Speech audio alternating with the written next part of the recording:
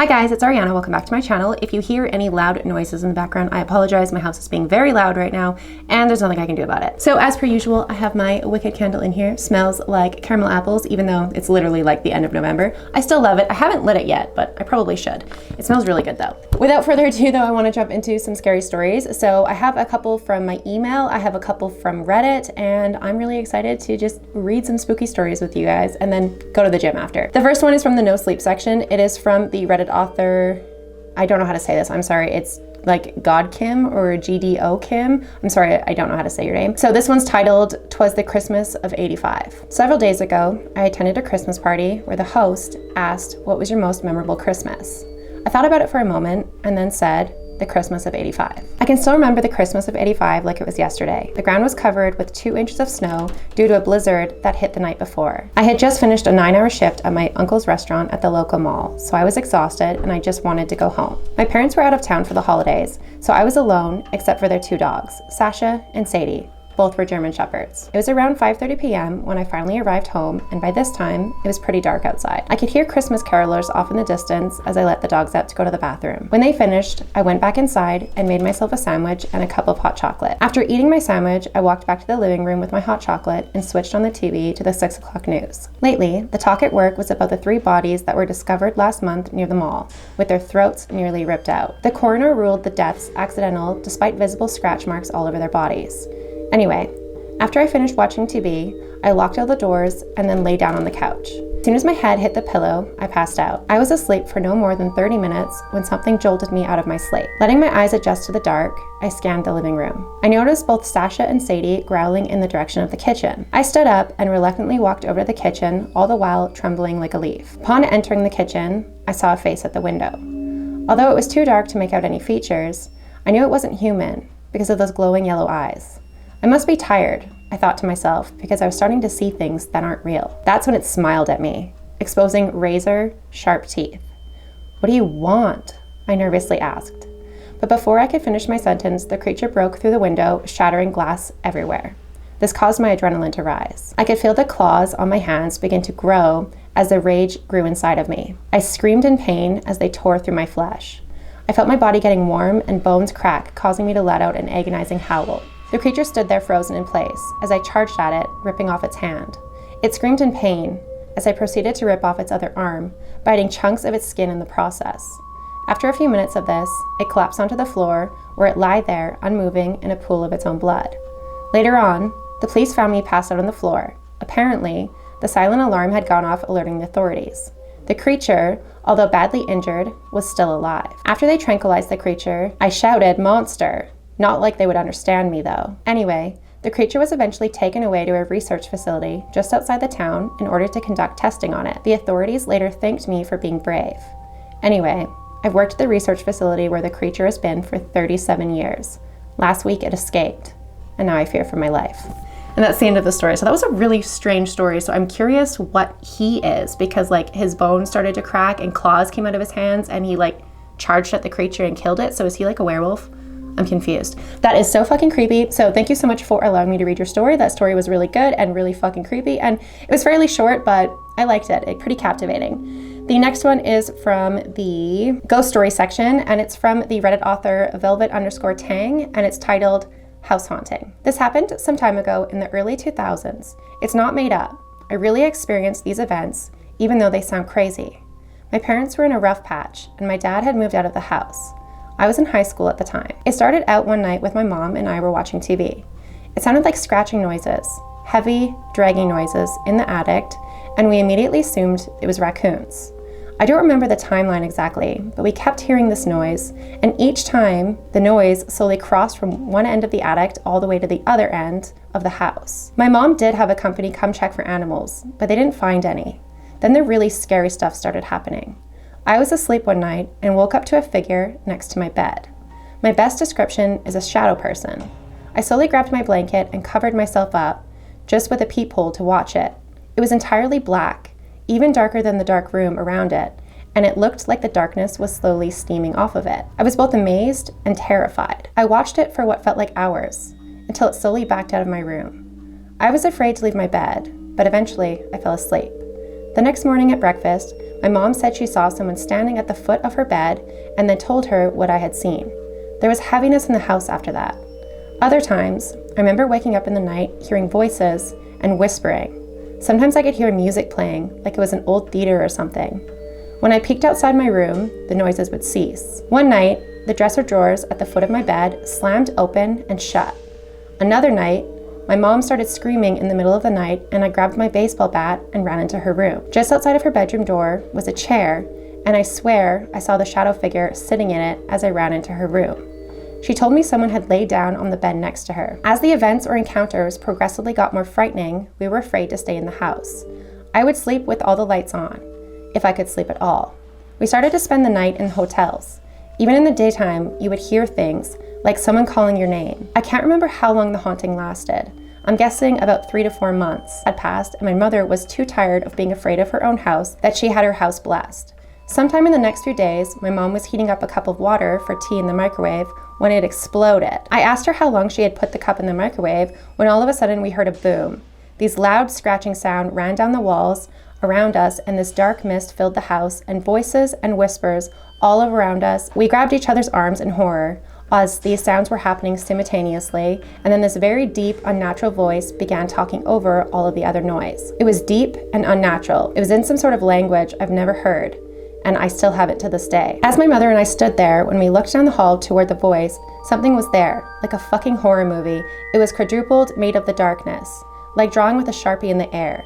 It had what looked like several rows of spines down its back, and then my mother started to pray. So did I. The creature slowly backed down the hall and into the bedroom, and slowly, all the noises and voices faded away. The mist, or haze, seemed to follow it down the hallway until everything returned to normal. We never saw or experienced anything again in that house. If anyone was curious, yes, when my friends came over, they would have experiences as well. I've had other experiences since then, but nothing like back then. Sorry for the length. I'm sure I've left out some bits. Thank you for reading. Oh my God, that is your encounter in your house. That would be terrifying. I would have moved. I would have left. I would have never gone back. If you guys were literally spending nights in hotel rooms at like night because you were so uncomfortable sleeping in your own house, I would have moved. There's no fucking way I would have went back. Thank you so much for allowing me to read your story. Your story was fucking terrifying and traumatizing, and I hate that so much. Oh my God. Okay, I'm gonna go to my email now because I have been neglecting reading some of my emails, and they have been piling up for quite a while now. So I have one that was really, really good, and I responded to it today. Hi Ariana, I have a story, but I don't know if you do these after the Halloween season. I do. This is my channel now. This is a true story from my childhood. Sorry it's so long. When I was 4, my family moved into a new, bigger home because I was getting a baby sister. That meant I had to move from sharing a room with my cool big sister to sharing a room with a baby. I was obviously upset. I had asthma my whole life, but for some reason, it got worse after moving into this house. The first year, I was hospitalized multiple times for severe asthma attacks that my parents couldn't control. These happened exclusively at night and usually while I was sleeping. About a year in is when the doctors started noticing the bruises.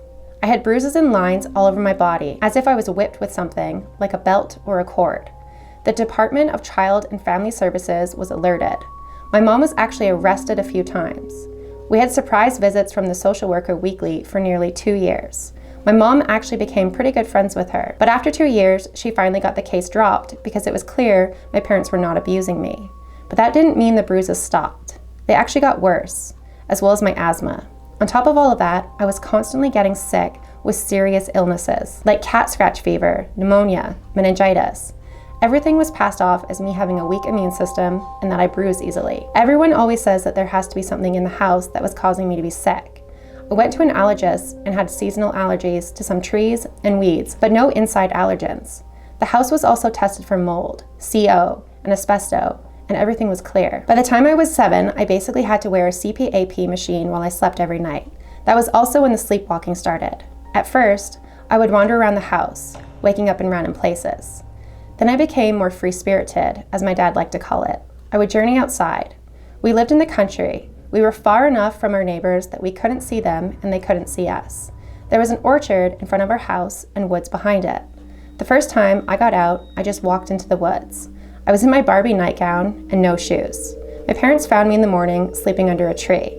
They thought they forgot to lock the door, but they soon realized I was unlocking the doors. They started putting locks that require keys They kept me inside for a while, but I became destructive, breaking my family's belongings.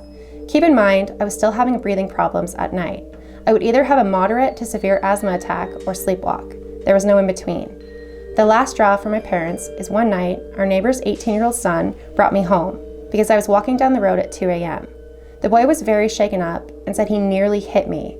I had obviously climbed out the window, so they screwed them shut. That's when my sister spoke up. She had asked to sleep in my bed before, but because of the CPAP machine, our parents didn't like the idea. This time, she insisted. That night, we all slept through the night. There were multiple occasions of both me and my sister waking up with bruises. For some reason, it was always blamed on us being active sleepers and us accidentally hitting or scratching each other. But one night, my sister woke up with deep scratches on her neck. I felt so bad. I kept apologizing and asking her to help care for her. That's when she told me the truth. At this point, I was 10 and she was almost 6. She sat me down to talk. With the most serious face a 6-year-old can make, she told me about the monster in the closet. She said every night after I fell asleep, a shadowy, human-like figure creeps out of the closet. She would watch for years as it would slowly crawl on all fours and climb on top of me and sit on my chest. According to her, this thing would fight me in a way she couldn't see, but she could tell I was distressed as it got closer to my face. The first night I slept-walked, she saw the figure almost melt into me as I lay asleep. I got up and I tried sloppily to get my mask off, even though I knew how to take it off. I did it every morning. After a few minutes, I got it off and looked around the room. That's when she knew it wasn't me anymore and hid under her blankets. As I walked down the hallway, she saw our family dog come to a section of the hall that opened to both my older sister's room and my parents' room. He got low and put his ears back, but just stood there watching me as I stared back for quite some time before walking out of sight. She was terrified of what was after me that I had no idea it existed. That was why she was sleeping in my bed. After years of watching me be tormented by this thing and my health deteriorating, my little sister decided to protect me. This was our secret. For 2 more years, we fought this thing. My health had gotten slightly better. I was no longer catching random deadly diseases, but I still had severe asthma and the bruises never stopped. My dad got a new job when I was 12 and we had to move. My sister and I were ecstatic. When we moved to our new house, we continued to share a room, just in case. But we no longer woke up with the bruises and my sleepwalking stopped. My health improved dramatically. I no longer had to use a CPAP machine and I was even able to join the volleyball team. I know children can grow out of asthma and strengthen their immune systems, but my sister and I will always believe that there was something in that closet. My sister's gift has stayed with her, and she has had some unbelievable experiences. If you want me to share more, I can. Oh my God, so I messaged her back and I was like, yes, please send me more. That's fucking terrifying. Holy shit. I don't even know how to react to that because that is fucking terrifying. Oh my God, that is beyond words. I don't even know how to describe, just something constantly making you ill, something constantly tormenting you, and something literally possessing you almost every night to start sleepwalking. That terrifies me, and that's why kids freak me out, because when they sleepwalk, I don't know what to do. That's fucking terrifying. Oh my God, I really hope you guys can't hear the loud noises upstairs because it's being quite loud up there right now.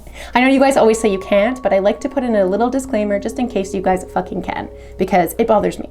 I'm gonna read one more story, and it's a really short one. It's just from the Spoopy Cjades section, and it's from the Reddit author Vader4Prez69, and it's titled Haunted Apartment. I've never posted this anywhere, so hopefully y'all will enjoy it. I was 14, almost 15 years old, and it was just my mom and I that moved into these really nice apartments. Everything was great until about 4 months after we moved in. One night, I had fallen asleep with the TV on, and I woke up in the middle of the night with a large creature hovering above me. It looked like those hanging Halloween decorations with the flowing robes that are tattered with a skeleton-type face, almost like a creepshow guy. There was no body that I could tell. It's almost as if the fabric was its body. I remember feeling like it was trying to enter my body like possession. I woke up and I thought it was a dream, so I ran and woke up my mom, and she hung out with me for a bit after. Fast forward a week or so, and my mom told me when I was at school, she saw a demon-like creature walk through my room, through our sunroom, and out of the hall. Trigger warning for suicide. After that happened, a few days later, we found out someone in a different building had committed suicide and were in their apartment for a while until the neighbors started complaining about the smell. I have to wonder if these things are related. I have more stories if anyone wants to hear them, just let me know. So I messaged them back and I was like, oh my God, thank you for letting me read that, and I would love to hear more stories. They haven't responded yet. I will do an updated video once they respond, but my furnace just kicked in. They're being loud upstairs, so I'm gonna end the video here. I know you guys like a little bit longer videos than this, but I need to find a time to film where it's like not super chaotic in my house, because our basement is like not finished, so the roof is all like exposed. So when they walk on the floor upstairs, I can hear it, and I can hear it in editing, and I've been trying to like edit it out, but I can't quite get all of the noises out, and it bugs me because I want you guys to have like the best experience ever while I'm reading these stories. But this is where I'm gonna end the video here, just in case it's being too much for you guys, because I haven't edited it. I don't know what it sounds like yet. But thank you so much for watching this video. If you guys did enjoy this video, please make sure to give it a big thumbs up. Don't forget to hit the subscribe button down below for more content like this, and I will see you guys at the next video. Bye.